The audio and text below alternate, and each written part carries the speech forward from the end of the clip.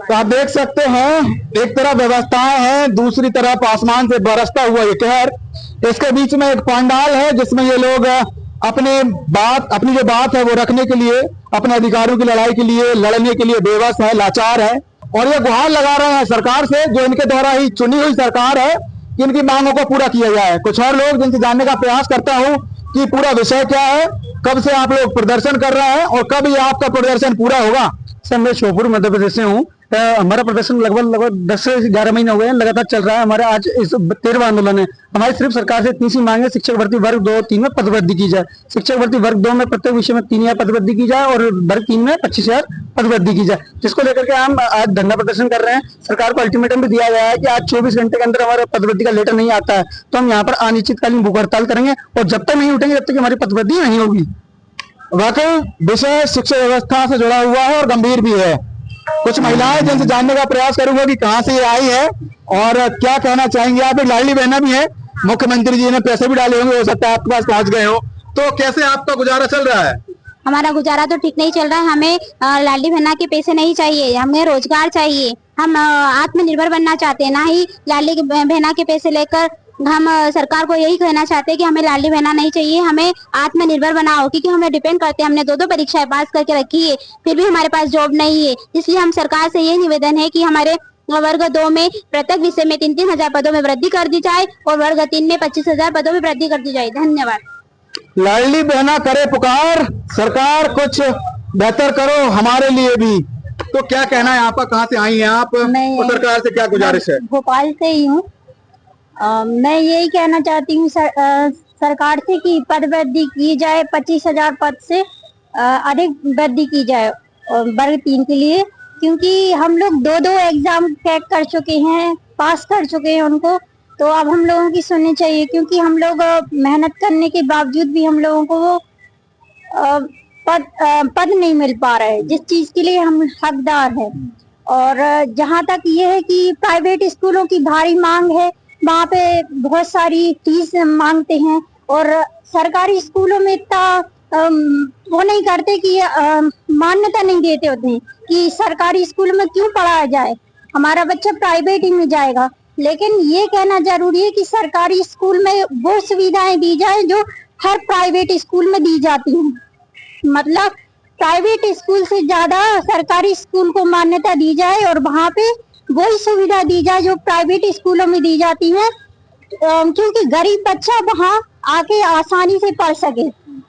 वाकई बात सही है कि शिक्षा व्यवस्था को बेहतर बनाने के लिए उस कड़ी को मजबूत किया जाए जहां सभी लोग आश्रय लेते हैं, सभी लोग जिसका पालन करते हैं, और वो है सरकारी संस्थाएं। क्योंकि सरकारी संस्थाएं एक ऐसा आश्रय है जो ना सरकार जो ना गरीब देखती है और ना अमीर, सबको एक साथ तोला जाता है। तो शिक्षा व्यवस्था में पारदर्शी व्यवस्था बनाने के लिए, अब शिक्षकों की कमी है वो दूर करने के लिए, और आप स्वयं आज अपने हक के लिए यहाँ मौजूद हैं, क्या कहना चाहेंगी? सर हम माननीय महोदय शिक्षा मंत्री जी से और माननीय महोदय मुख्यमंत्री जी से कहना चाहते हैं कि सर हम लोगों की सुन लीजिए, आप हम लोगों के लिए भगवान के बराबर हैं। आप चाहें तो क्या नहीं हो सकता। हम जो 11-12 महीने से लगातार आंदोलन कर रहे हैं, आप प्लीज एक बार तो सुन लीजिए। हम छोटे छोटे बच्चों को लेके आ रहे हैं, अगर नहीं सुनेंगे तो फिर हम लोगों को भी बहुत बुरा लगेगा और इसका जवाब हम लोग 2028 में देंगे, फिर चुनाव के माध्यम से, वोटिंग के माध्यम से। तो आप देख सकते हैं, एक तरफ व्यवस्थाएं हैं, दूसरी तरफ आसमान से बरसता हुआ ये कहर। इसके बीच में एक पंडाल है जिसमें ये लोग अपनी जो बात है वो रखने के लिए, अपने अधिकारों की लड़ाई के लिए, लड़ने के लिए बेबस है, लाचार है। क्या व्यवस्था, क्या विषय और क्या आपकी जो व्यवस्था और विषय दोनों में पूर्ति के लिए सरकार कब तक एक्शन में आए? हम तो चाहते हैं अभी हमारी जो कोऑर्डिनेशन टीम गई है अभी करे, तो हमें क्यों भूख हड़ताल पे बैठना पड़े। अगर अभी नहीं करती तो अल्टीमेटम तो भेजा ही गया है। अगर आज नहीं करते तो कल से भूख हड़ताल चालू रहेगी और अनिश्चितकालीन भूख हड़ताल रहेगी जब तक कि हमारी मांगों को नहीं माना जाता। हम यहीं बैठेंगे, जब तक बैठेंगे जब तक कि पदवृद्धि का जो है नोटिफिकेशन नहीं आ जाता है, तब तक हम यहीं अनिश्चितकालीन भूख हड़ताल पर रहेंगे इसी नीलम पार्क में। एक तरफ रोजी रोटी की पुकार है, दूसरी तरफ धरना और प्रदर्शन। रोटी रोजी की पूर्ति के लिए धरने प्रदर्शन जरूरी है या अपने अपने कामकाज? धरना प्रदर्शन, और जब तक करेंगे जब तक जान है। अगर मर जाएंगे मिट जाएंगे, मगर पद वृद्धि लेके जाएंगे इस बार भोपाल से। हम सरकार से हमारी मांग है कि अभी पद वृद्धि करे, नहीं तो अनिश्चितकालीन भूख हड़ताल पर बैठेंगे। और अगर हम में से कोई मरता है या किसी को भी कुछ होता है, सरकार की जिम्मेदारी रहेगी। धन्यवाद। तो दो चीजों में से एक डिसाइड किया है, भोजन या धरना प्रदर्शन। तो अधिकारियों के लिए इन्होंने चुना है धरना, क्योंकि इस देश में लोकतांत्रिक प्रक्रिया में सभी को अपनी अपनी बात रखने का पूरा अधिकार है और ये निरंतर उठाते भी आए हैं। लेकिन अभी तक वो जो बातें हैं वो निराधार साबित हुई हैं। जो ज्ञापन है, जो सरकारी फरमान आपने सरकार के समक्ष प्रस्तुत किए थे, वो भी अभी तक निराधार हैं। तो मंत्रियों का चक्कर काट रहे, कई ज्ञापन दिए, लेकिन अभी तक रिजल्ट नहीं मिला, परिणाम नहीं मिले। तो इसी हमारा आज तक परिणाम नहीं मिला हमारे इतने आंदोलनों का, इसीलिए हमने सरकार को लास्ट अल्टीमेटम दिया है कल के लिए 24 घंटे का। और फिर भी अगर सरकार हमारी नहीं सुनेगी तो कल से हम भूख हड़ताल पे बैठेंगे, क्योंकि ये सिर्फ हम बेरोजगार युवाओं की मांग नहीं है, ये हमारे देश के प्रदेश के लाखों स्कूल जो शिक्षक विहीन है, जहाँ हजारों लाखों बच्चे पढ़ रहे हैं बिना शिक्षक के, उनके भविष्य का भी सवाल है।